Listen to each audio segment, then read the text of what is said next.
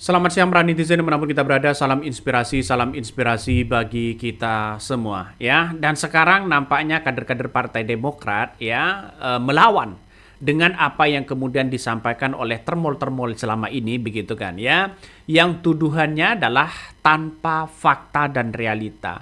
Semakin memuncak begitu reaksi dari Partai Demokrat ini. Kenapa? Karena dianggap bahwa tuduhan-tuduhan ini pasti mengarahnya ya partai biru begitu kan ya. Saya kira dengan adanya perlawanan-perlawanan ini ya masyarakat semakin percaya terhadap Partai Demokrat ya, bahkan dari secara apa yang dilakukan AHY begitu kan, popularitas dan kinerjanya sangat baik begitu. Dan kita muncul bahwa Partai Demokrat mengatakan kami nggak ada urusan soal ijazah Jokowi, nggak ada urusan di situ begitu. Kenapa ini kok dibawa-bawa? Kenapa kemarin saat Pilpres mendukung sepenuhnya terhadap Prabowo Gibran itu sudah jelas-jelas begitu kan ya kepada Jokowi begitu. Dan pada akhirnya spekulasi-spekulasi ini muncul begitu. Salah satunya dari anggota Majelis Tinggi Partai Demokrat ya Hinca Panjaitan menegaskan pihaknya tidak ada kaitannya dengan polemik ijazah palsu ya, dengan ijazah Jokowi di situ begitu. Nah, dari inilah yang kemudian menanggapi pernyataan Jokowi yang menyebutkan ada orang besar yang membackup polemik ijazah palsu.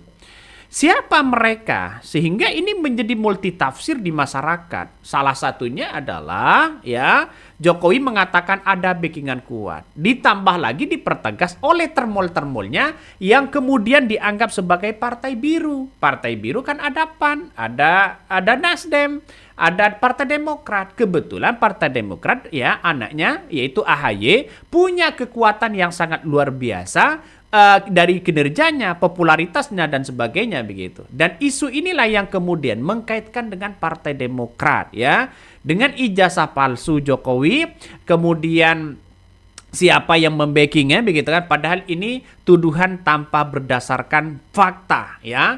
Jadi tidak ada fakta sama sekali ya. Jadi saya kira seperti Roy Suryo begitu kan ya, dan sebagainya begitu melihat tidak ada yang membacking itu begitu. Dan semuanya bersuara begitu kan. Semuanya bersuara.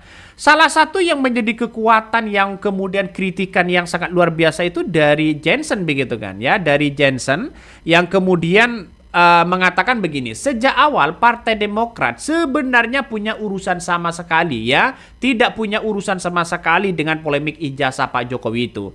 Ya makanya kami kaget ya ketika beberapa hari ini nama partai kami dibawa-bawa, disebut-sebut buat kami sejak awal. Ini ada ya urusan pribadi Pak Jokowi dengan para penuduhnya. Apalagi masalah juga menuduh bergulir di ranah hukum juga bukan lagi sekedar opini-opinian politik.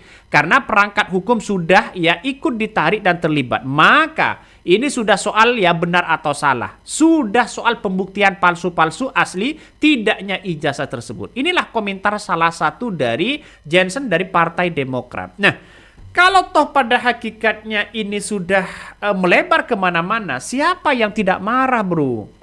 Artinya ketika Jokowi dengan termol-termolnya begitu kan punya masalah besar dengan Roy Suryo, dengan Rismon, ditambah lagi bebannya seperti ini. Apakah karena jangan-jangan isu AHY ini menjadi calon terkuat di tahun 2029 sehingga ingin mendongkrak apa yang kemudian dilakukan oleh AHY kepada Partai Demokrat? Apakah seperti itu begitu? Ini menarik untuk kita melihat ya, apalagi termol-termol ini menuduh tanpa fakta. Ini sudah diambang kebingungan ketika selangkah lagi menunjukkan bahwa ijazah yang kemudian yang ditelusuri oleh Roy Suryo dan kawan-kawan selangkah lagi akan menemukan titik temu di situ. Semakin riuh ini. Perbincangan-perbincangan inilah yang kemudian menganggap bahwa banyak orang yang mengatakan jangan-jangan ini ada apa di balik ini semua begitu. Makanya Jensen juga mengatakan sejak beberapa bulan yang lalu bagaimana juga telah diketahui oleh publik ya, mulai dari penyidikan terhadap perkara ini sudah dibuka ya, di jalan oleh polisi ya, dan bahkan saksi-saksi sudah ada begitu. Nah, bagaimana tidak sakit kalau sudah toh pada hakikatnya yang dibawa-bawa itu adalah nama AHY, nama Partai Demokrat. Siapa yang tidak mau melawan? Nih, Tetap semangat untuk kader-kader Demokrat se-Indonesia. Soal ijazah Pak Jokowi ini sebenarnya bukan arena perang dan pertandingan. Kita ya, namun kita itu dituduh apalagi kemudian membawa-bawa nama baik pimpinan kita Mas AHY dan Pak SBY. Maka kita wajib menjaga marwah itu dan mengambil tindakan terukur. Begal partai saja waktu dia sedang berkuasa dan kuat-kuatnya kita lawan, apalagi hanya soal ini. Kena sindiran bos. Memang dia begal partai itu begitu kan, hampir selangkah begitu kan ya. Partai Demokrat ini akan dikuasai oleh orang-orang mereka begitu. Untung ada kekuatan yang sangat luar biasa, yaitu rakyat. Untung ada kekuatan di dalam tubuh Partai Demokrat. Jadi saya kira benar kalau masalah soal ijazah dituduh-tuduh seperti itu dilawan kok ya. Ya, begal partai saja dilawan oleh Partai Demokrat. Menang dong, menang. Jadi inilah yang kemudian siapa di balik ini semua. Nah, luka lama diungkit kembali. Luka lama diungkit kembali. Blunder kepada Jokowi. Makanya para termol-termolnya di situ ya sudah terpojok pada akhirnya ya. Sudah terpojok dengan situasi seperti ini. Kenapa Bang? Ya kita tunggu saja begitu. Bagaimana tidak terpojok kalau sudah Partai Demokrat dan kader-kader mereka banyak yang melawan. Salah satunya ini mulai melawan begitu kan ya. Termol makin panik karena makin banyak musuh. Mereka ya kira Demokrat akan diam saja. Nah, ini Yan Harahap juga berkomentar soal Demokrat ya, Demokrat nilai Jokowi mulai berinsinuasi ya. Diharap tidak karena penyakitnya ya.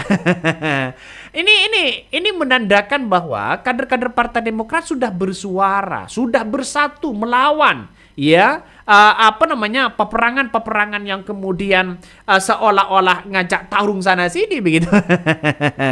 Tapi ini kita cukup apresiasi yang sangat luar biasa kepada Partai Demokrat ya. Kenapa? Karena kita lihat saja Partai Demokrat ini yang awalnya diam dan sekarang memuncak begitu kan. Bahkan seorang Jokowi pun didesak untuk klarifikasi soal ini. Kenapa? Karena ini menyangkut marwah dari Partai Demokrat, pencemaran kepada Partai Demokrat. Padahal Partai Demokrat tidak ikut-ikutan sama sekali soal bagaimana apa yang kemudian dilakukan oleh Rismond yang membackingi sana sini begitu. Jadi Partai Demokrat ini, yakni kader Partai Demokrat ini, begitu kan ya, politisi Partai Demokrat yang harap ini merespon dari pernyataan Presiden Jokowi itu begitu. Jangan berhalusinasi lah begitu soal bagaimana yang terjadi selama ini. Dilontarkan kepada publik ya, dilontarkan kepada publik. Saya kira ini akan menjadi contoh bagaimana nanti begitu kan ke depan apakah ini akan menjadi